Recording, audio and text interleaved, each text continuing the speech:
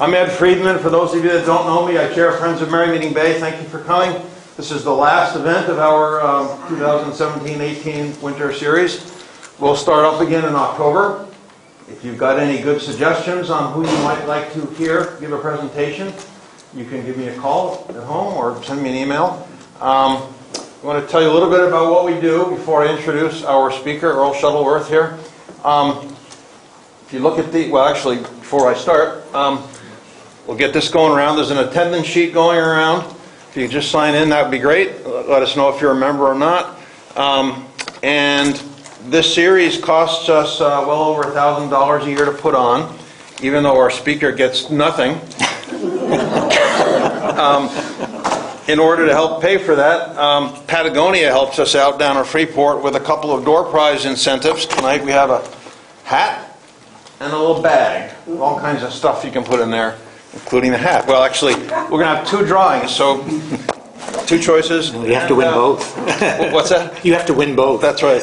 So what you do is you take a little piece of scrap paper here, write your name on it, put it in a little bear tin, and put some money, like $5 or something like that, in the basket. And then we'll have a drawing at the end. Thank you. So we're a very unique organization in that we take a holistic approach to the environment. And we do a lot of research work, we do advocacy work, we do a lot of education work, and we are a land trust as well.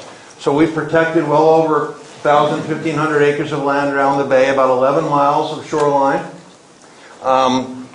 Got some interest in an easement right now that we're probably going to go work on again.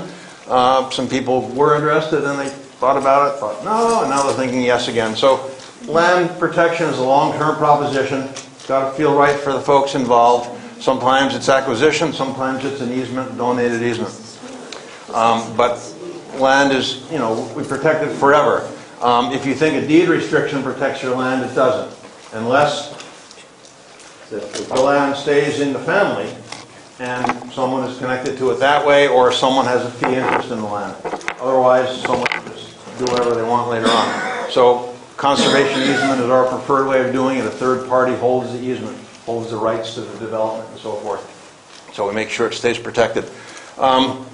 We're very involved in the Clean Water Act and migratory fish. And right now there's a major threat to the Clean Water Act and fish passage. It's going on down on the Presumpscot River. And we're working hard on that. Not right in the bay, but it's important countrywide if what's happening down there goes through. We've done a great circulation study of the bay. There's some posters over there of working with freshwater mussels to look at contaminants in the bay. Whether or not the pulp mills are still discharging dioxin or not. So we do a lot of cool stuff like that. Our research informs our advocacy generally. So we are a strong advocate. And yeah, so the Presumpscot issue is one that we're working on right now. There's a bunch of development going on around the bay that we kind of keep our ears open to. And education. Next Tuesday is one of our big twice-a-year events called Bay Day. This is Spring Bay Day as opposed to the fall. We're going to be at Chop Point School in Woolwich, which if you haven't been, it's worth the trip. Merrymeeting Bay drains almost 38% of the state of Maine. It's a lot of water. And it's all going out through this 200-meter bedrock slot at the Chops. So it's really quite a powerful spot. And we'll have about 150 kids from 4 schools there on Tuesday doing really fun, hands-on, dirty, muddy activities and learning about the environment while they're having fun, whether it's beach sailing, catching little fish, doing fish printing, doing a real archaeology dig, things like that. And these are 4th graders, and they'll be coming this year from Brunswick, Pittston, Woolwich, and the Chop Point School. So, a lot of our work is done by volunteers, most of it. So we'll have like 40 volunteers there at Bay Day. So if you are interested at all, we love your help. We're fairly set for Bay Day, but if you're interested, we could probably find a spot for you. And we do this again in the fall. And during the summer, we'll have, well, we've actually spent quite a few years protecting the most significant prehistoric archaeological site in the state, up in Dresden, and we are going to be doing a limited dig up there this summer. Can't tell you when, I don't know yet, going to be late in the summer. And there's a prehistoric site there, buried traces of dwellings 3 to 4 meters across. And there's also a Revolutionary War historic site on top of the hill. We'll be spending time on both of those. So keep your ears open for that. It will be coming out probably in a few weeks with a schedule for the summer events. We have some walks, mushroom walks, maybe bird walks, some paddles, things like that. Swan Island with Jay, circumnavigation and walk on the island, both. The archaeology dig will not be on that card. So I'll probably do something in the newsletter or some emails or something, or if you want to hear about it or want to know when it's happening, you can email me or call me, and I'll let you know. Normally I would mention our next speaker event, but this being the last one for the season. Our regular events, that's it for the regular events. However, thanks to Jim St. Pierre in the back there, we are going to be having a special event right here on the 30th, which is like 3 Wednesdays from now, last Wednesday in May. And George Worthner, who's an advocate for Wilderness Watch, is going to be here speaking, and we're going to co-sponsor that event with Restore, the Northwoods, Friends of Baxter State Park, Gulf of Maine Books, and the Sierra Club Maine chapter. And George is a well-known ecologist, author, activist. He's visited more than 400 designated wilderness areas in the U.S. His presentation will cover the early years of the wilderness movement, creation of the National Wilderness Act and wilderness system, threats to wilderness, both physical and philosophical, and why wildlands protection is the best way to protect biodiversity and ecosystems. So May 30th, and Jim will be getting out some press about that, and we will, and presumably the other organizations will as well. And that'll be right here, 6:30 on the 30th. Our speaker tonight, Earle Shettleworth, native of Portland, Maine. He attended Deering High School and then went on to Colby College and Boston University. He's a recipient of honorary doctorates from Bowdoin College and the Maine College of Art. At age 13, Earle became interested in historic preservation through destruction of Portland's Union Station, 1961. A year later, he joined the Sills Committee, which founded Greater Portland Landmarks in 1964, and in 1971, he was appointed by Governor Curtis to serve on the first board of the Maine Historic Preservation Commission. And he became architectural historian there in 1973 and director in 1976. And Earle just retired from that in 2015, a few years ago. He's written and lectured a lot on Maine history, architecture, most recent publication being Maine Photography, a history from 1840 to 2015, which he co-authored in 2015. And Earle has served as the Maine State Historian since 2014. And when we did early PR for this, I noted that he was former director of Maine Historic Preservation Commission. I didn't even know we had a state historian, so he corrected me. So with that, Earle Shettleworth, and thank you very much. Thank you.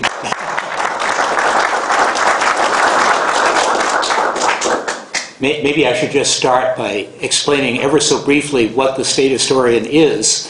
The Office of State Historian was created in 1907, and it was created specifically for Henry Sweetser Burridge, whose daughter some of you may recognize, Mildred Burridge, the artist, who was also very active in the formation of the Lincoln County Historical and Cultural Organization.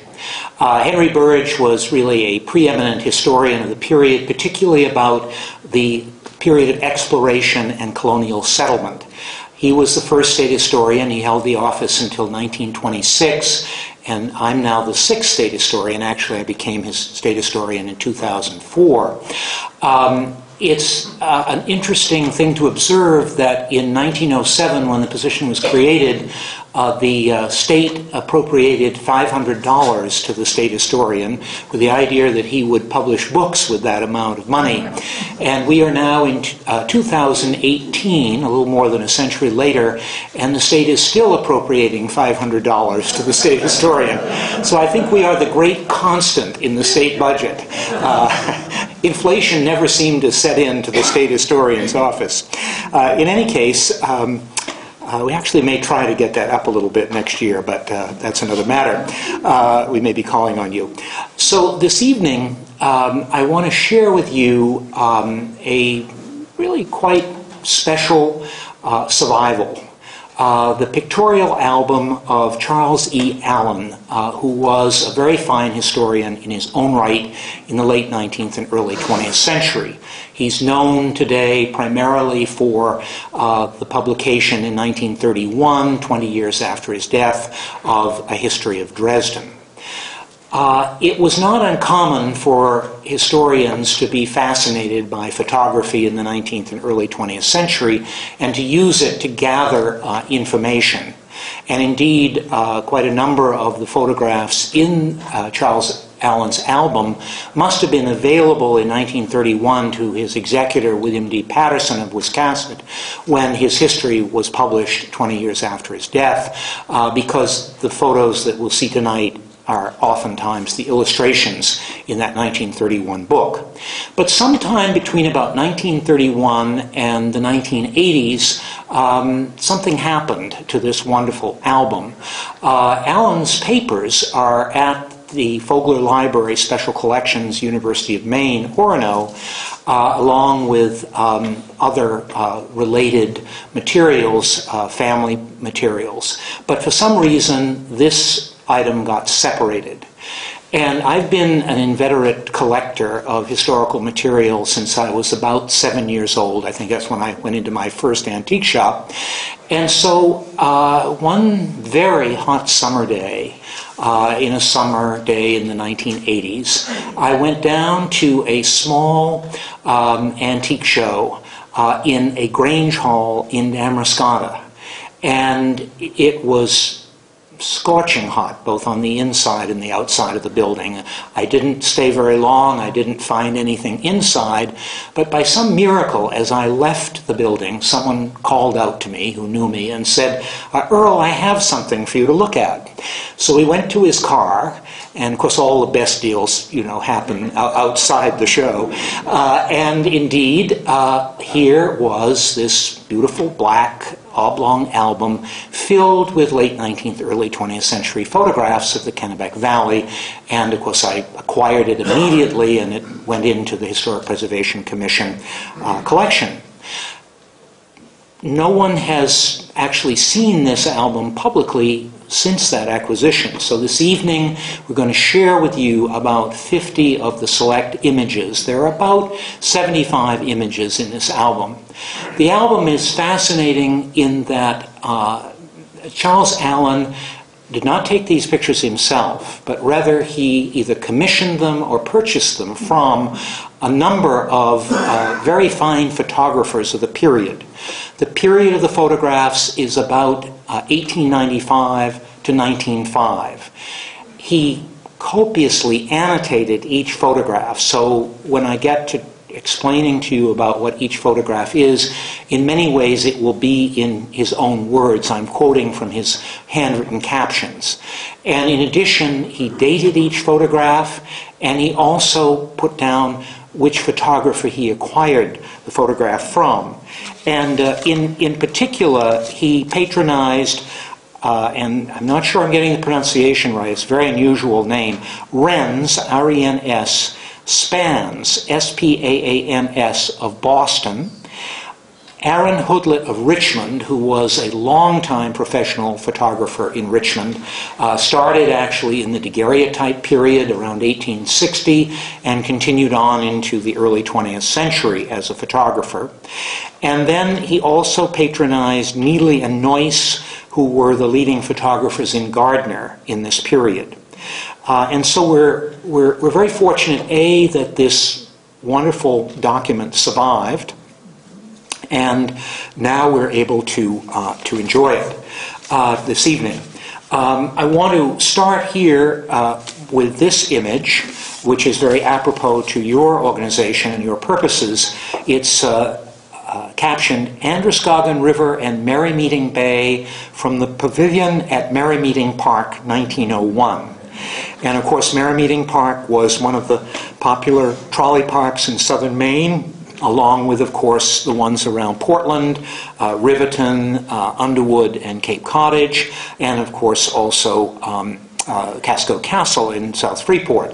Merrymeeting Park had only a very brief life, 1898 to 1906, and it was located within Brunswick, and we're looking from the Pavilion up into Merrymeeting Bay.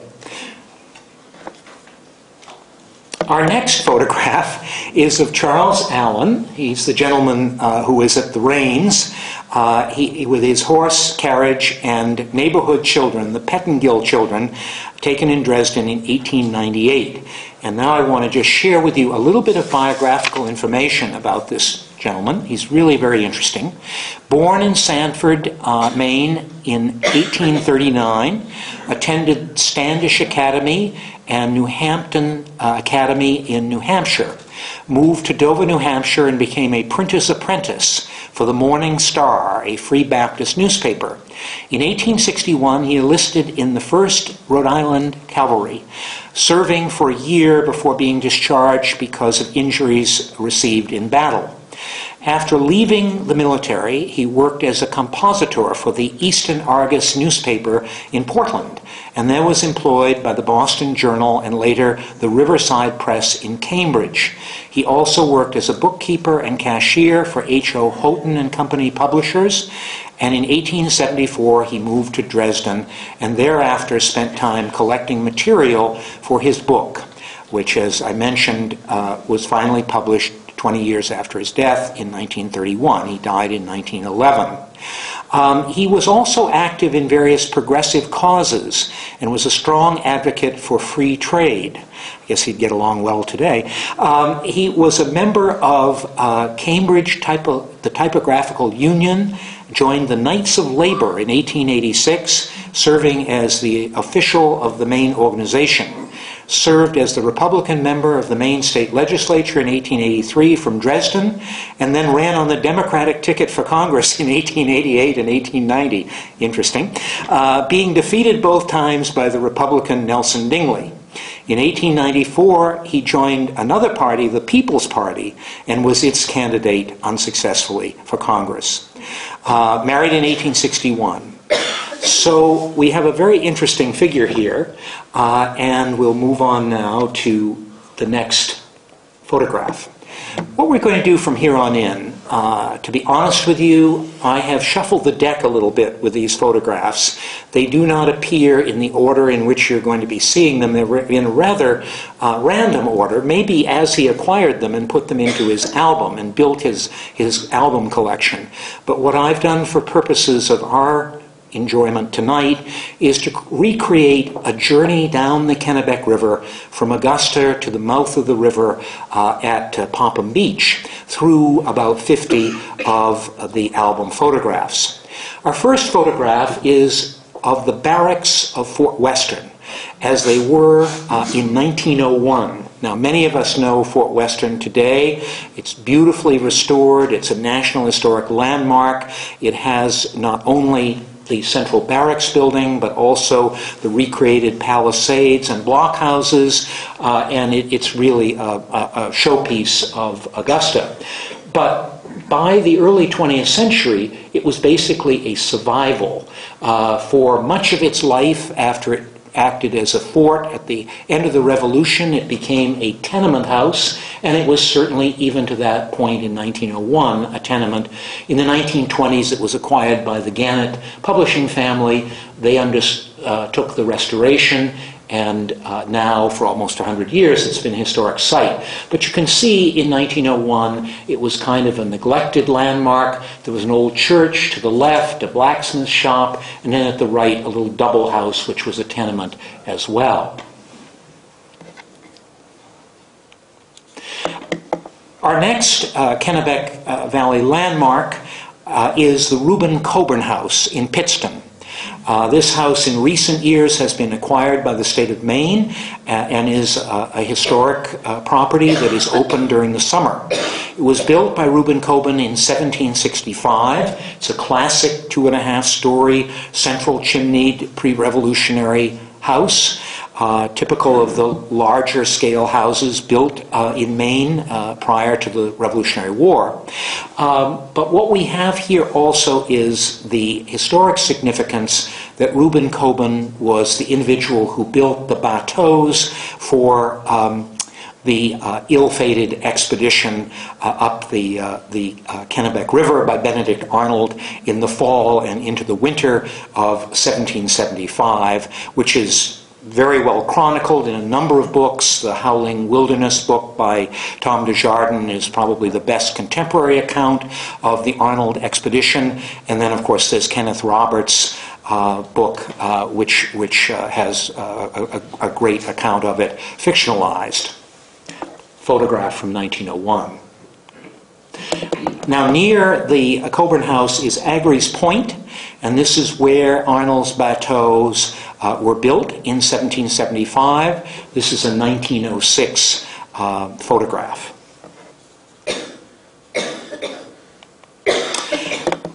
On the opposite side of the river, and a little further down, just south of the town of Gardner, the central part of Gardner, but within Gardner, is Oaklands. This is a photograph from 1903. As Alan tells us, it is better known as the Gardner Mansion. Now, the Kennebec Valley was developed in part through the efforts of Dr. Sylvester Gardner, who was a noted physician in Boston before the Revolution, and also increased his fortune by importing pharmaceuticals from England and Europe, and had a trade in pharmacy as well. Dr. Gardner was one of those gentlemen in Boston who revived the ancient claims of the Plymouth colony for the Kennebec Valley and created the Kennebec Proprietors in 1749, a development company devoted to enticing settlement along the Kennebec Valley and thereby being able to sell the land along the river for development. He died in 1786. And his grandson, Robert Hollowell, agreed at the age of 21 to take his name, thus Robert Hollowell Gardner, and thus by doing that inherited Dr. Sylvester Gardner's lands along the Kennebec, which by that time were primarily in the area of Gardner. R.H. Gardner I came to Gardner in 1805.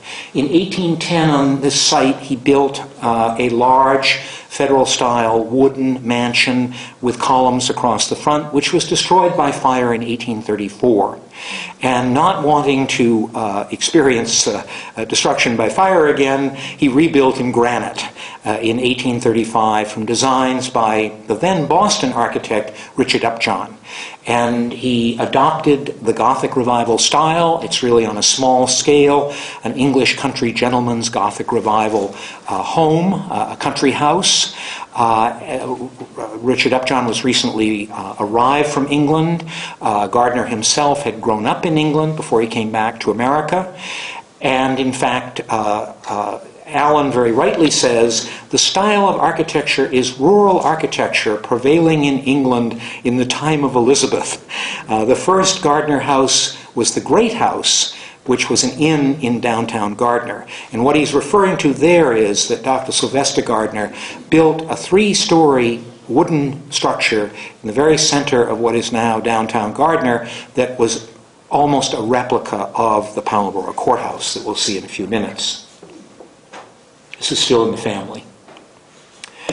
So now we get a series of ice cutting photographs, and of course it reminds us that the Gardner family, at least indirectly, played a very important role in developing the ice industry along the Kennebec. R.H. Gardner's first, his wife actually, was Emma Jane Tudor. And his brother-in-law, one of his brother-in-laws, was Frederick Tudor, who is known in history as the Ice King. And he's one of the individuals who visualized the idea of cutting ice on the Kennebec, finding a way to preserve it in the hulls of ships, and send it not only to major ports in America, but also even as far as Europe and even as far as India, and thereby opened up this great industry that was active until refrigeration ended it in the early 20th century. And so in the post-Civil War period, large ice houses were built, developed by companies from not only Maine, but Boston, New York, and Philadelphia. And here we have a photograph of William Reid's team of ice cutters at Cedar Grove, which is in Dresden on the east side of the river. It's January 1899, and they're out harvesting ice, just about to cut the ice, and of course eventually bring it into these great repositories, these great wooden ice houses. Here we're looking at a crew of ice cutters on the Kennebec in 1899, and this is taken with the Richmond campground in the background, and the little building is the Richmond Campground Railroad Station. And J. Robbins, who is the historian of Richmond, has just given me some fresh research about the Richmond campground. I don't have it in front of me, but he's telling me that it was a very popular summer place for people to go in the late 19th, early 20th century, and during the summer as many as 10,000 people would visit there, but not so on a day like this.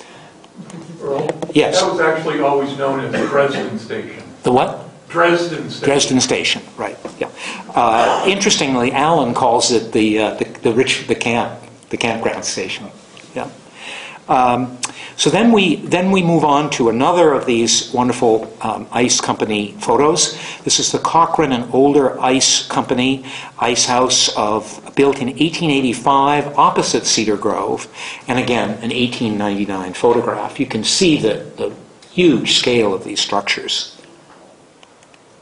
Here's a great photograph. This is entitled "The Old Boarding House Being Moved on the Ice from Thewings Point in Cedar Grove" by George Williams. Distance moved about 8 to 9 miles in half a day or less. Swan Island in the background. And this is a photo taken by Aaron Hoodlet. Curiously, he didn't date this one. View along the river, showing the steamer City of Bangor. The big steamers would come up the Kennebec as far as Gardner.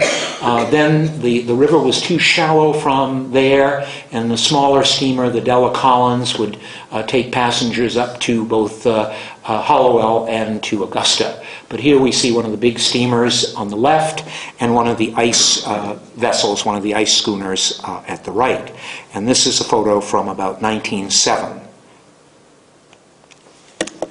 Now we're looking down the river, and the Cedar Grove ice houses at Dresden are on the left, and at the right, the Hay and DeWitt ice houses of Richmond are on the right. And you can just see the great breadth of the river, and these huge wooden buildings along the shores of the river, and the beautiful schooners in the background. Now we return to historical landmarks.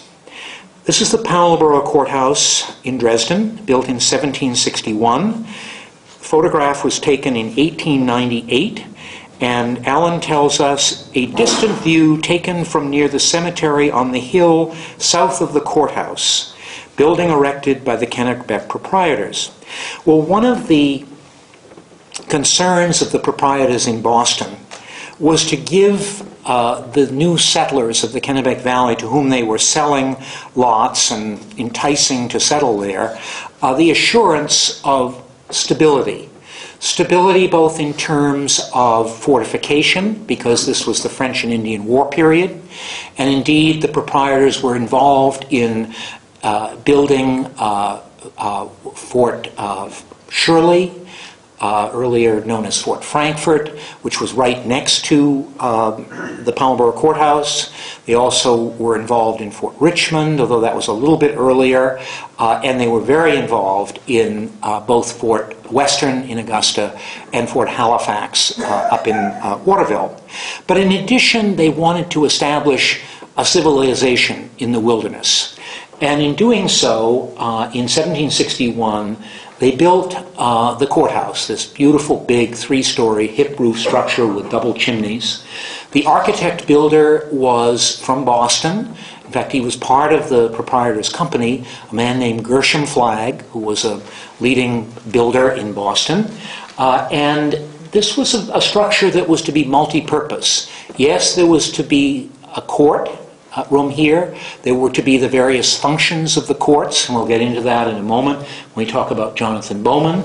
But in addition to that, it also was to be a tavern, because people traveling to the court had to be fed, they had to have a place to stay, and there was to be a family here to operate it. And so indeed, that was the purpose of this large structure built in 1761.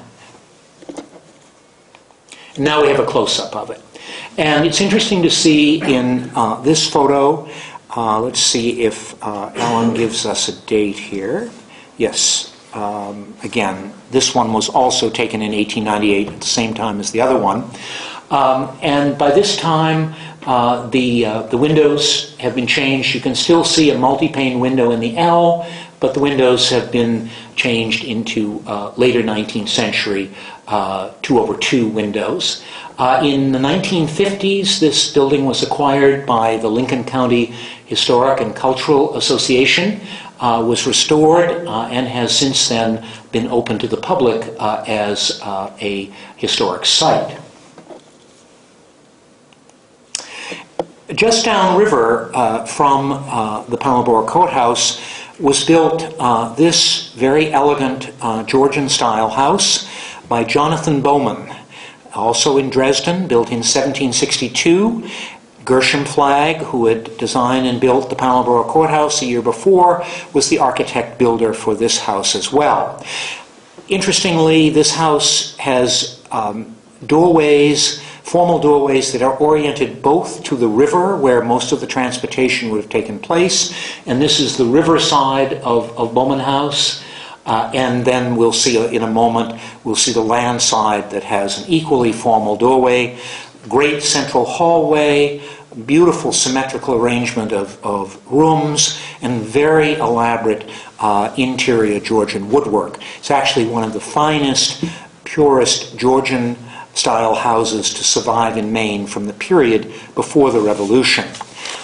Now, Jonathan Bowman, the man for whom this house was built, was sent here by the Kennebec proprietors.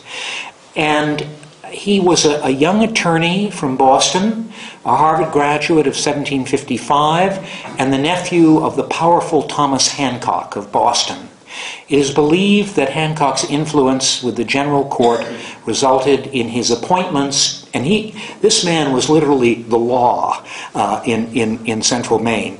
Collector of excise, register of probate, register of deeds, clerk of the courts of the sessions, and court of common pleas, and justice of the peace.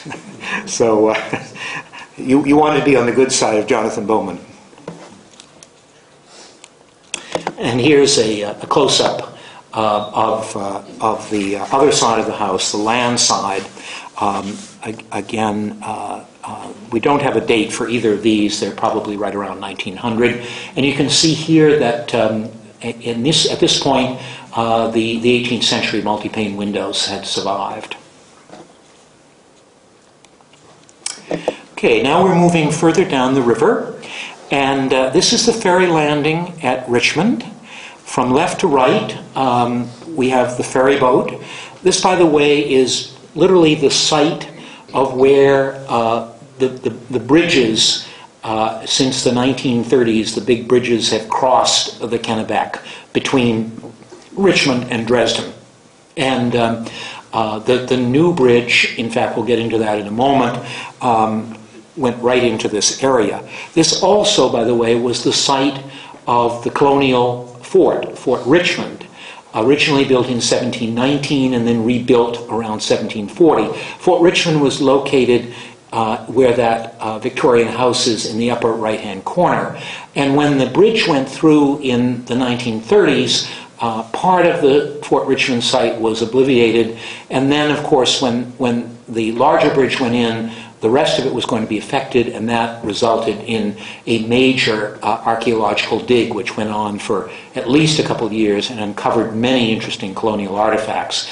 So nothing in this photograph survives. We're looking at the ferry boat at the left, the wood house, meaning wood family house, and then the Hawthorne house is the one with the gables, and then actually Hawthorne house is is where the site of Fort Richmond is in the upper right-hand corner. Now we're literally on the opposite side of the river. This is where the bridges come down on the other side. This is the ferry landing in Dresden, and to the left, the ferry boat, the Dresden house, which was a local inn, and the little road that would take you up to the top of the hill.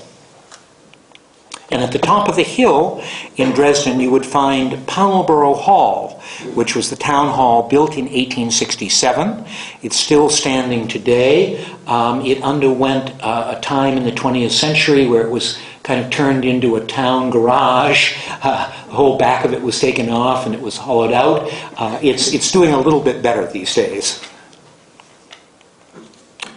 And then get this wonderful sweeping landscape photograph entitled "The Eastern River and Dresden Mills from the Northern Edge of Call's Hill, 1901. So we're moving now eastward from the Kennebec River to the Eastern River and to the village of Dresden Mills. And we have several nice photographs of Dresden Mills. This 18th century house, very simple structure, was built by Dr. Sylvester Gardner in 1754. The photo was taken in 1901. And in the village of Dresden Mills, St. John's Episcopal Church, built as a Union church in 1833, very similar to a church that stands in Pittston today, which is owned by the Tuttle family, became an Episcopal church in 1848. It's a very interesting combination of sort of federal Greek revival and Gothic revival in a period around 1830 when there's a lot of transition going on in church architecture. This is still very much part of the village today, restored in recent years. And another church, which is now an antique shop, the Methodist Church at Dresden Mills, 1882 to 1884, photo taken in 1901, more a Victorian-style church. Now, the next 2 or 3 photographs are to me quite remarkable. These are the oldest photos in the album, and this first one is entitled "Remains of a Grist Mill Built by Dr. Sylvester Gardner at Dresden Mills in 1753." So again, like bringing the law, bringing Jonathan Bowman, bringing fortification to the Kennebec Valley.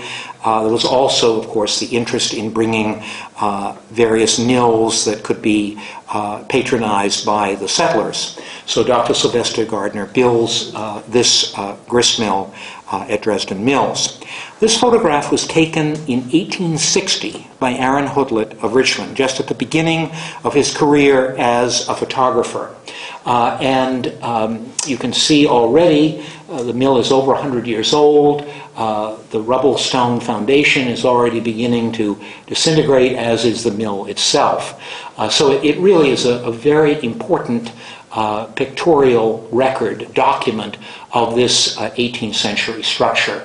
And it's interesting that Hoodlet would preserve his negative for probably about 40 years before this print is made for Allen for his scrapbook, for his album.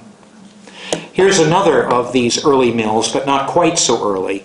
This is a stone grist mill and flour mill at South Dresden, built about 1850 on the site of a much earlier mill. And this is how it looked in 1900. And then we go back to another of Dr. Gardner's mills. This photo is entitled by Allen, "Remains of a Sawmill built by Dr. Gardner at Dresden Mills in 1753." Again, photograph taken in 1860 by Aaron Hoodlet. And I don't think that was much long for this world after 1900. Now we're moving even further eastward, actually almost to the coast, to the Sheepscot River and to Sheepscot Village in Alna. And this area would have engaged Allen because Sheepscot Village was a site of very early settlement in the 17th century, and then the village itself developed in the late 18th and early 19th century.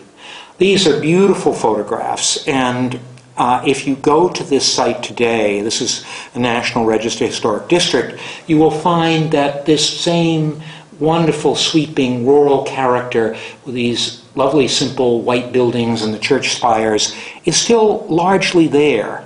And one of the great things about this area between the Kennebec and the coast in Lincoln County,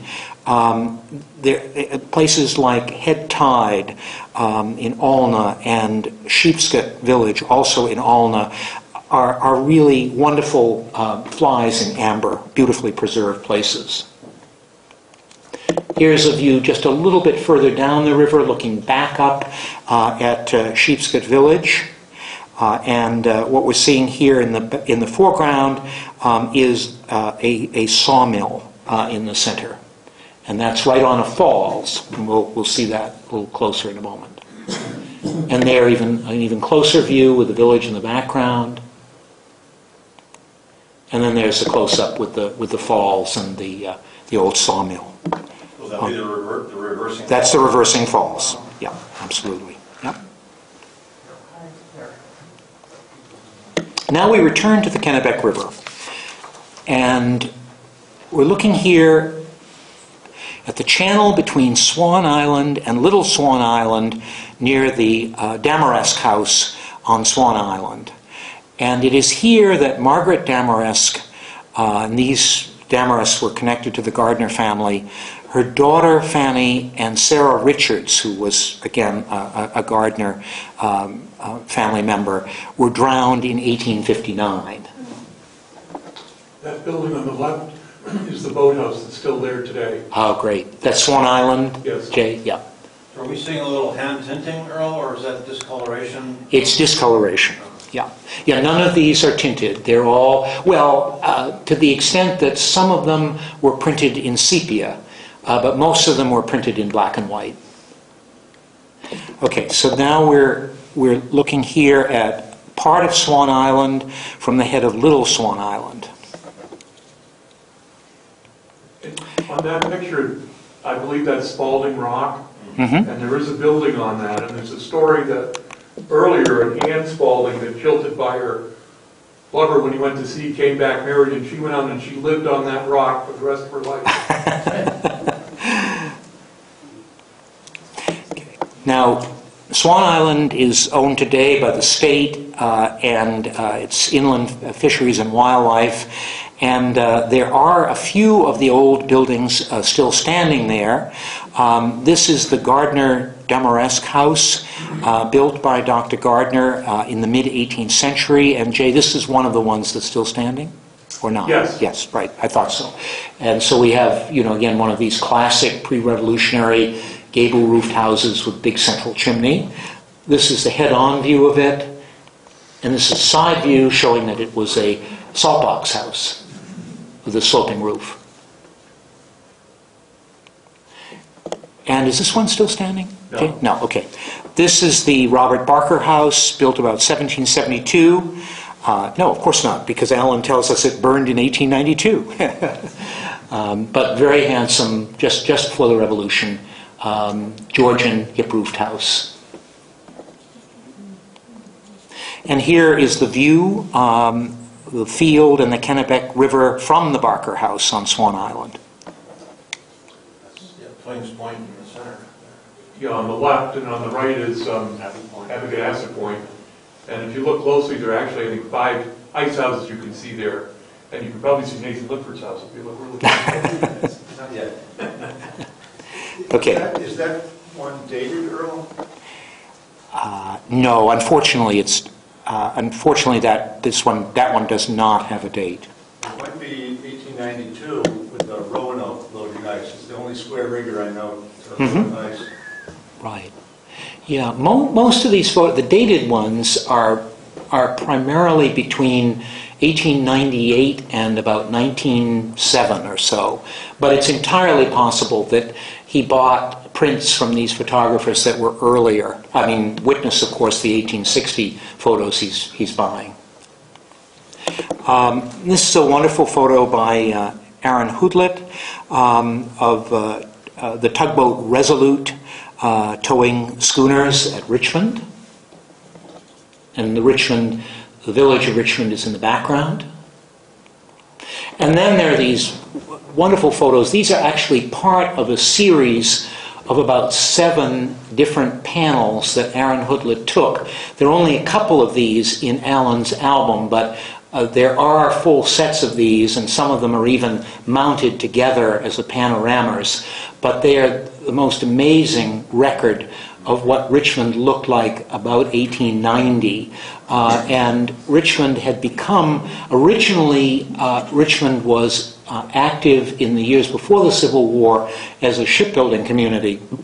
And then after the shipbuilding began to fade, the Southard family and the Hager family and others who've been involved in shipbuilding invested in various industries. So you have, to the left, you have this huge wooden building that is a shoe factory.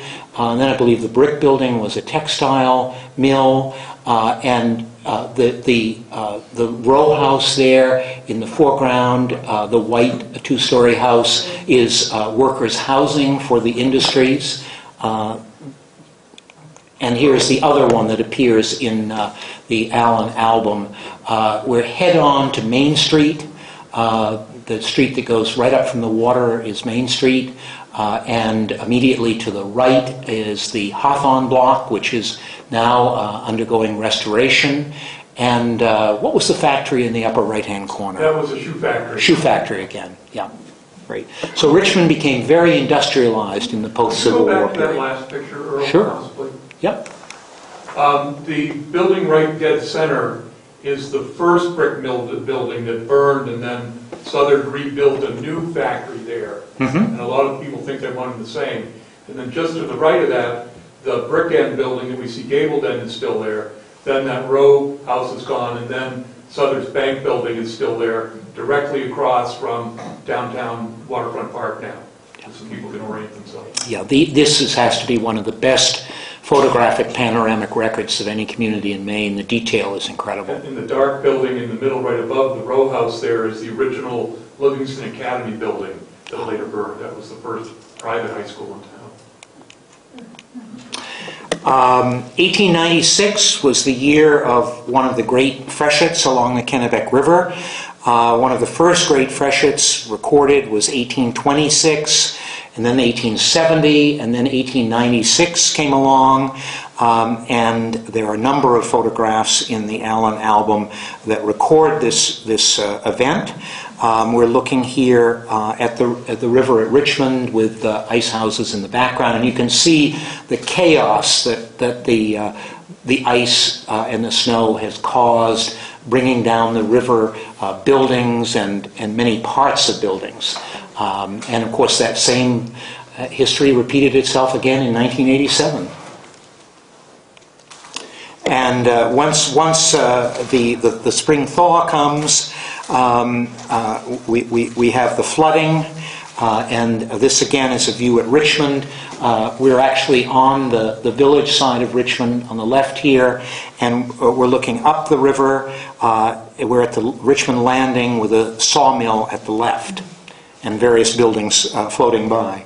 So that building on the far right is just upriver from the current Swan Island landing property. Yep. That was the original steamship wharf. Now moving on down the river, We're looking here at the Kennebec, and this is in Allen's words, the Kennebec choked by drifting ice at Bath, just before breaking up by tugboats. Now we think today of Coast Guard icebreakers, but apparently tugboats were the mechanism, at least in part, for breaking up the ice along the Kennebec. It says this photograph was taken in December 1901, and that the Bath harbor was closed by the city along the left side or the west side of the river, which is where Bath is located. And then we have tugboats breaking up the ice near Porter's Landing in Aroostook, below Bath on the Kennebec, in December of 1901. And Allen notes that they are opening a channel, and the ice varied in thickness on the river from 1 foot to 10 feet or more. Now, this discoloration is from the fact that Mr. Allen, I guess, got a little too generous with the mucilage and the glue came through, but nonetheless. And also the blue cast to this is because there are a few non-professionally taken photographs that are what we would call cyanotypes. They're just like little snapshots, and they're processed with a blue tint to them. But this one is just entitled Ice-Breaking Kennebec 1901. And again, Ice-Breaking Kennebec 1901. And we're near the end of our journey now, and we're treated to this wonderful photograph of Phippsburg Center on the Kennebec River below Bath. The old church is still there, and you can see all the wharves, the waterfront, the schooners, the river at the right in the background. Now, there's been in recent years a great deal of light shed upon the dark chapter in Maine history of Malaga Island at Phippsburg, across from Sebasco. And indeed, the story was that beginning in the late 18th century, people of mixed race began to live there. They lived very simple farming and fishing lives. And in the early 20th century, they were evicted by the state. The area was developing as a tourist area, and they were actually transported to the new facility of the state, the Maine Institute for the Feeble-Minded, now known as Pineland, in Pownell. Even to the point where the graves of their ancestors were moved to Pineland as well. A little more than a century later, both Governor Baldacci and more recently Governor LePage have visited the site and issued formal apologies to the descendants of the people of Malaga for what happened there. But this was taken in the 1890s. Before all of that happened, and it's a photo that I don't think has been, correct me if I'm wrong, I don't think this photo has been published before. There are some early postcards of Malaga Island from the early 20th century, but this photograph, I think, is maybe a new one in the lexicon of Malaga images. And now we've gotten to the mouth of the Kennebec, and we're looking at the steamboat wharf at Popham Beach with Fort Popham in the background. The photo was taken in 1901. Fort Popham was built during the Civil War to defend the mouth of the Kennebec River. And of course, out beyond is Seguin Island Light. And we end with this photograph, which is a close-up of Fort Popham, which is now a state historic site. So we've gone back in time more than a century, leafing through Charles Allen's wonderful album. I just want to share with you a little bit more in his own words. he wrote in an article in 1901, in the July 1901 issue of the New England Magazine, he wrote an article called Ancient Pownelborough. And in it he said, such are some of the more salient points in the history of Pownelborough, the important center of a section which 100 or more years ago gave promise of ever-increasing material prosperity. Later, the tide of population and wealth set away from these shores until its ebb has left old Pownelborough well-nigh stranded industrially. Ice cutting has promised something, but the advent of machine ice makers, already in 1901, that was looming on the horizon, makes the future of this business uncertain. None can tell what the 20th century may have in store for this interesting section of our country.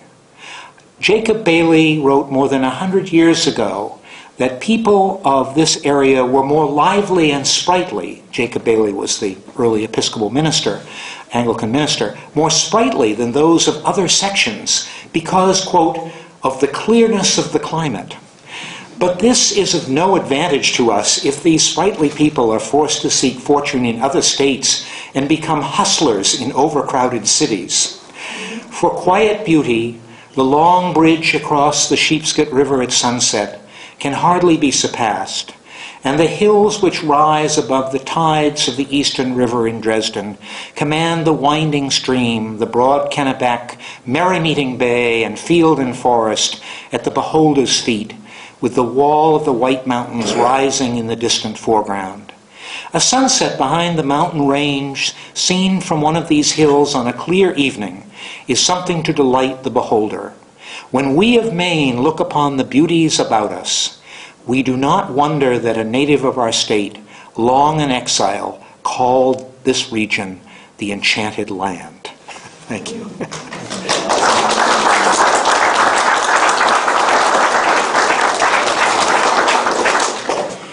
So I'm happy to answer any questions or hear any comments or additional information. We'll take that in a minute, Jay. I appreciate your coming tonight, and I appreciate the comments that you've added already. Jay?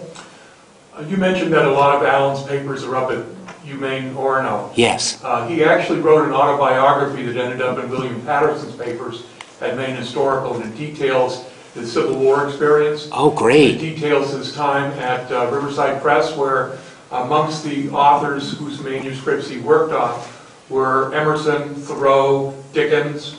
So I thought that was interesting. Yeah, in fact, if I may interject on that point, when I was reading the study guide for online for Alan's papers this weekend at University of Maine Special Collections, there's an album. He must have loved to put albums together, but then a lot of people did in those days.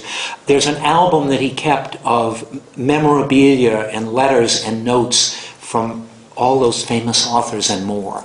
He apparently, in his work for those presses in Boston and Cambridge, encountered most of the great literary lights of New England. Yeah.